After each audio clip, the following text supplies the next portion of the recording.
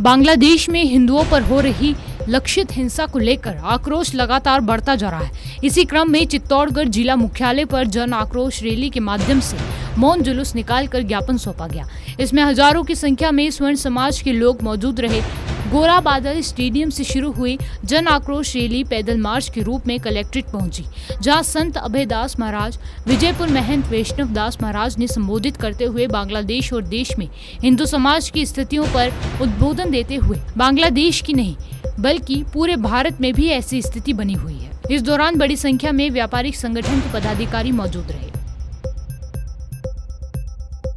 ये हिंसा न सिर्फ बांग्लादेश में हुई है, ये हिंसा पूरे विश्व में हो रही है। फ्रांस जल रहा है, जर्मनी जल रहा है, इंग्लैंड जल रहा है, अमेरिका के कई हिस्सों में भी ये लोग अभी आवाज उठाने की स्थिति में हैं। भारत की स्थिति चारों तरफ से भारत को घेरा गया है। बांग्लादेश में आज हिंदू खतरे में है, पाकिस्तान में हिंदू 1% से नीचे आ गया है। भारत में भी कई स्थानों पर इन्होंने इस तरह की योजना बना रखी है कि भारत में भी बहुत सारे राज्य हैं जहां पर हिंदू अब अल्पसंख्यक होने की स्थिति में है। तो ये खतरा हिंदुओं को अपने ही देश में महसूस हो रहा है कि क्या लोकतंत्र के अंदर भी इस तरह की व्यवस्थाएं बन सकती हैं? क्या बांग्लादेश में लोकतंत्र एक रातों रात सत्ता को परिवर्तित करके खत्म किया जा सकता है? जहां हिंदू 8% है वहां हिंदुओं को सरेआम मार्ग पर उल्टा लटकाया जा सकता है मारकर। हिंदू मंदिरों में इस्कॉन ने जहां पर 2 साल पहले एक मंदिर की स्थापना करके इन मुस्लिम भाइयों को, अब इनको भाई इसलिए कहना पड़ रहा है क्योंकि इस देश में ये भी बड़ी संख्या में इन मुस्लिम भाइयों को इन्होंने टोपी वालों को, दाढ़ी वालों को भोजन करवाया।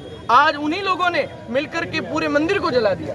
आज उन्हीं लोगों ने मिलकर के इस्कॉन के उन संतों को जला दिया, जल भून करके रातों रात राख कर दिया। हिंदू टीचर, हिंदू अध्यापक, हिंदू डॉक्टर, हिंदू जितने भी कर्मचारी हैं सबके घर चुन चुन करके इन्होंने जला दिए, मार दिए। बांग्लादेश में जो घटना हो रही है, क्या मेरे देश में ऐसा नहीं हो रहा है? मेरे देश में भी कई स्थानों पर ऐसा हुआ। उदयपुर की घटना को आप लोग भूल गए, जालोर गेट चौराया जोधपुर की घटना को आप भूल गए। राजस्थान के अंदर कई जगह, मेवात में हर आए दिन घरों को जलाया जाता है। रामनवमी के दिन भारत देश में आज भी भगवान राम के नाम का जयघोष करते हुए निकले हुए हिंदू, पताका लेकर के निकले हुए हिंदुओं के घरों को जलाया जाता है, उनके ऊपर पथराव किया जाता है।